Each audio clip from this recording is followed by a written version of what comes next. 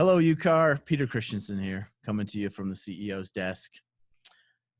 I have it on good authority that the leprechaun has been sequestered. We'll check up on the Easter Bunny soon. Luckily, we have our substitute leprechaun with us, Mr. Stephen Bond, quarter Irish, I'll have you know.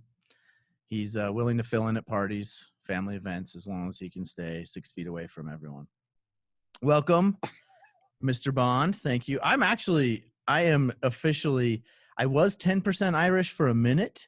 And then, I don't know, those DNA tests, they like change things when they get more people in there. And I'm now down to 2% Irish. So I like St. Patrick's Day that much less this year than last year. But I still like it, 2%, willing to wear green. So thank you. Fantastic. Yeah. Thank you for joining us, Mr. Bond. Just for everyone's clarification, we are keeping social distancing practices in place here by the tune of 120 miles, which is awesome. So we're good. We do what we need to do. That's right. These are strange times, which calls for strange people on your videos, which is why we're here. Thank you for joining me. Wanted to jump in just with all that's going on. We wanted to bring our current president, Stephen Bond, in with us and just kind of talk through what's going on in our industry today. And it is St. Patrick's Day. If you haven't gathered this, it won't be when you're watching it necessarily, but it is when we're recording it.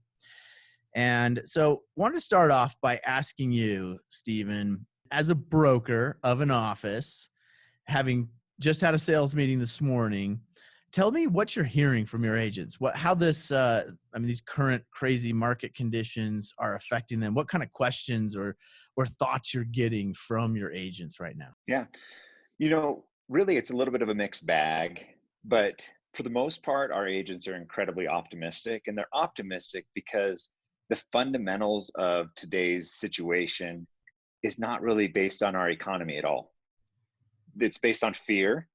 It's based on things we can't see, which is a virus that, for the most part, everyone in our immediate circle has not had any interaction with anyone who has the issue. But because of the fear and because of the placements of everyone to stay inside and be self-quarantined, et cetera, there's obviously less transactions happening right now, and buyers and sellers are potentially more fearful. But we're seeing transactionally as well that some of the sellers that were sitting on the sidelines have said, hey, I want to put my house on the market, and have asked some of the agents to come and list their homes. Or if they had a platform that they didn't feel like they were getting the kind of exposure that they wanted, and we're doing for sale by owner, for example, they've reached out and asked for professional help.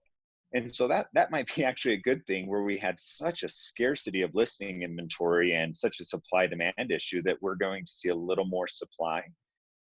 We're seeing most all of the transactions that were in escrow are still closing, and the lending is still going on, and interest rates are fantastic. Our long-term investors, since we have a pretty investor-centric brokerage, they're just fine. The only people that have been really affected is those who saved up their down payment via the stock market. And those down payments have obviously been hit because the stock market has taken a little bit of a beating, as we all know. But they're the only ones. Those who had earmarked those funds and put them into something a little more stable to prepare for their investment, they're still transacting. In fact, they're quite excited because they understand that the supply and demand hasn't changed. People need housing, and long-term horizons say that everything's going to be just fine. And so really, once we get past the fear, I think the key is to be a voice of reason. Those who are really afraid in 2007, 8 into 2011, 12, look back and kick themselves for being scared and not for entering the market at that time. And I think we're going to see that, except a much shorter window. There's no indicator that this should last anywhere near as long as the last recession. Interesting. And are you seeing any change in practice? We're in such a weird couple weeks now where we've been asked by the CDC and the NAR and the governor's office to socially distance and kind of stay out of groups. I know we've changed a lot of things here at the board office to try to accommodate those requests. canceled classes and meetings, stuff like that, just to try to be compliant with what we're being asked to do. Have you seen a change in agent behavior? Have they had to change how they do business at all? So far, not so much. A couple appointments that were scheduled were canceled, and we did our brokerage sales meeting online instead. So people are working, I think, hard and fast to do this self quarantining. But reality is, as this is effective, which it definitely should be, the virus goes away. The news has nothing to report when there's no spread and no deaths, and we stop hearing about it. And so I think it's good. I mean, if we had a couple weeks up to a month of a fear-based, uh, everyone kind of isolating themselves, the news will stop talking about it because there will be nothing to talk about, and the market can get back to normal. Interesting thoughts. Yeah, and one I think interesting byproduct we've seen is kind of what we're doing right now. I mean, this technology has existed for years and years, but I think it's pushing a lot of people into figuring out how to use it and putting it into play. And instead of just shutting down, figuring out a different way to do it. I mean, you talked about having your sales meeting, 120 miles away from your office. That's pretty cool, and you were still able to Yeah. do what you normally do. That actually is a good point. When I bought our townhome that we moved into, when we moved from the Seattle area down to Utah County back in 2006, I bought it sight unseen. We closed on it from Seattle and then moved down and unloaded a moving truck into the townhome. All I could go off of was the low res pictures that I could see on realtor.com. And I remember that's how I found the house, was realtor.com. I contacted the agent that was on there, happened to be some agent out of Bountiful, which was weird. And we bought in Provo. So we drove all the way down to show this townhome. But anyway, I think this technology that we're interviewing right now, if I could have actually walked through with the agent virtually, I would have known so much more about that townhome than I actually did. I would have known the details of the quality of finish because I could see him and he could talk to me about them while he was walking through. And so I think there's plenty of opportunity. We are in a relocating market, and agents are helping clients come in from out of state quite often. And I'm sure people are using this kind of technology, but it should open our eyes that we can let our clients know, I'm happy to still help you out. And here's the kind of resources and tools that I'll use to make it as convenient as possible for you. And you will use technology to give you the best service possible. So there's within every fear-based market, there's an area for opportunity. And so Warren Buffett said it best. He said, when people are greedy, be fearful. And when they're fearful, be greedy. And so it's important to recognize that when there's fear, there's opportunity that's ready to go and take advantage of. That's great wisdom there.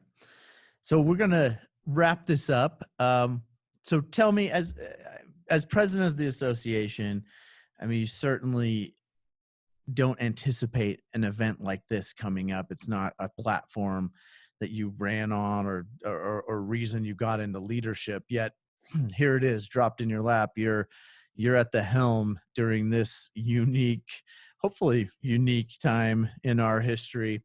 What, as president, so taking off your broker hat, your agent hat, your market hat, what as the president of this association, what message would you want to give to the membership during this, topsy-turvy time? Yeah. One of the most important things we need to remember is that we are community builders as realtors. It's our opportunity to be a voice of reason, to put things into the right perspective, to help be an example of what it means to live prudently, that when times are really great, we should always still be saving, and saving, in my opinion, at least 10% of your income and putting it away for rainy days, so that when things like this happen, they're short-lived and they really just don't affect you that much, because you can live abundantly and be sharing to other people and helping other people instead of kind of freaking out and being a part of the problem because now you're fearful. And so I think it's just awesome to be a part of that as a real estate professional, to go out and be a voice of reason, to help people understand that it's okay to still transact. You're going to be okay as a real estate professional. Your clients are going to be okay, and that we need to stay in the game. Great words of wisdom.